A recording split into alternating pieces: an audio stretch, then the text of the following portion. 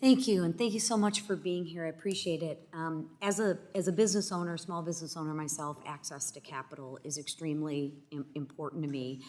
So I want to talk a little bit about the Fed's balance sheet and just get a better understanding of how we're thinking about it. I mean, some experts say that the Fed's balance sheet or large balance sheet is distorting the markets and keeping long-term rates, let's say, too low.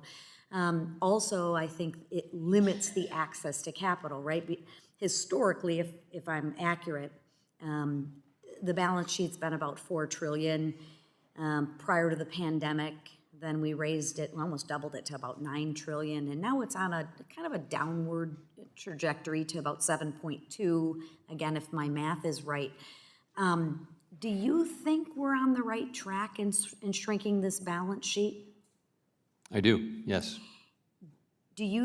I'm trying to get a sense of what the landing spot, in your opinion, should be. Do you think we'll get back to the $4 trillion? No.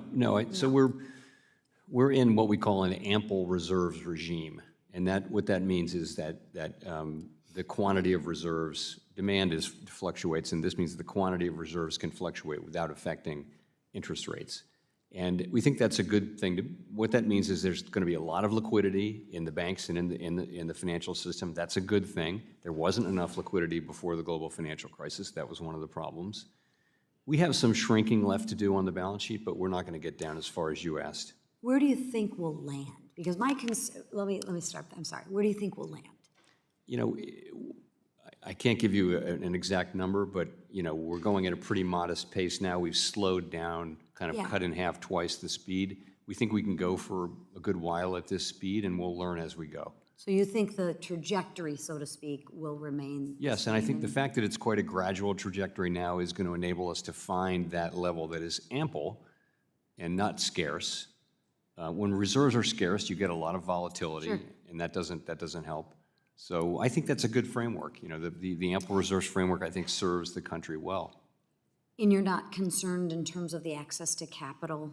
I mean, as a business owner, that's what I look at, is I got to be able to get capital, and some people are saying, we're really hanging on to our cash. I think honestly, I think if you took the trouble to go back to a much smaller balance sheet, it would have no effect whatsoever on capitalability for companies. It wouldn't do that at all. We're not pulling capital away from companies. That's not what's happening. It's just you have a big balance sheet where there's a lot of liquidity. The result is there's a lot of liquidity. Banks are flush with liquidity for the most part, and that actually enables lending. It probably wouldn't have much of an effect one way or the other if you went back to a smaller balance sheet. So you're comfortable with the liquidity. You're comfortable with the access to capital. Excuse me. I mean, we look at credit availability for smaller businesses, and right now conditions are a little bit tight.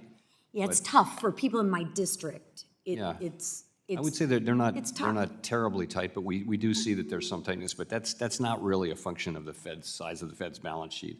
That's just that banks are perhaps a little risk averse in this uncertain environment. I think it all goes together and is kind of intertwined. But I appreciate that. I want to just switch gears a little bit.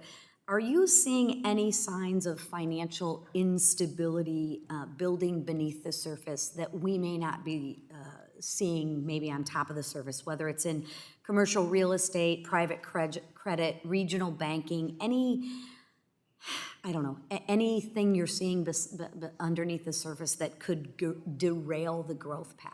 Not really, no. I mean, you mentioned there are a lot of pots that we need to watch to see that they don't boil over. CRE, has been a problem for 5 years. We're working our way through it. I think we're making good progress there. It's not getting worse. It's getting a little better.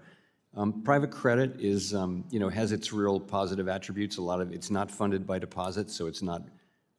As long as it's not funded by retail or by deposits, it's actually fine for financial stability, but it's a very big and fast-growing sector, and it hasn't been through a real downturn, and it's quite diverse, so I think it bears close watching.